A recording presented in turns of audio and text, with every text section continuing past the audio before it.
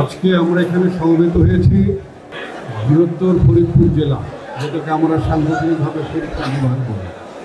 আমাদের ফরিদপুর বিভাগের আমাদের পার্টির যে সমস্ত নেতৃবৃন্দ, কর্মী, সমর্থক যারা আছেন, আগে যারা সদস্য হয়েছিলেন তারা তাদের সদস্যপদ নবায়ন করবেন, আর যারা সদস্য হননি তারা নতুন করে সদস্য হবেন। তো এখানে আমার কিছু বক্তব্য আছে। বক্তব্যটা হলো, এখন তো বাংলাদেশে একটা ফ্যাসিস্ট পলিটিক্যাল পার্টি নিষিদ্ধ হয়ে আছে। এই নিষিদ্ধ ফ্যাসিস্ট পলিটিক্যাল পার্টি আওয়ামী লীগের নানা পর্যায়ের নেতা কর্মীরা এখনো আছে, সবাই তো পালিয়ে যায়নি। এই কোনোভাবেই যেন নতুন সদস্য সংগ্রহ করার ক্ষেত্রে আমরা যেন পতিত স্বৈরাচারের কোনো লোকজনকে আমরা এখানে সদস্য হিসেবে গ্রহণ না করি। খুব স্পষ্ট কথা। এটা কেন করবেন না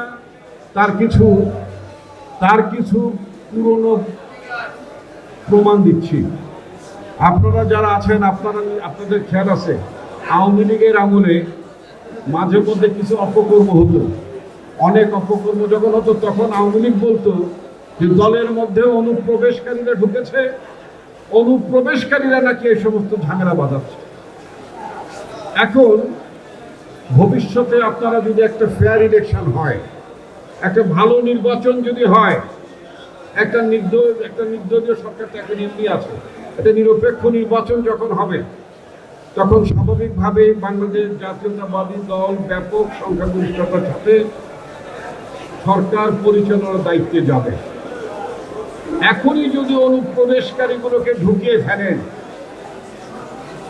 এখনই যদি অনুপ্রবেশকারীরা যদি আপনার দলে ঢুকে পড়ে, এই যে নেতারা সামনে আছেন, এই যে এখানে পুরনো নেতারা যারা সামনে আছেন, আপনাদের উদ্দেশ্যে বলতে চাই, হাইব্রিড লোকজন এবং অনুপ্রবেশকারীরা যখন আপনার দলে মেজরিটি হয়ে যাবে, তখন কিন্তু আপনার জন্য আর চেয়ার থাকবে না।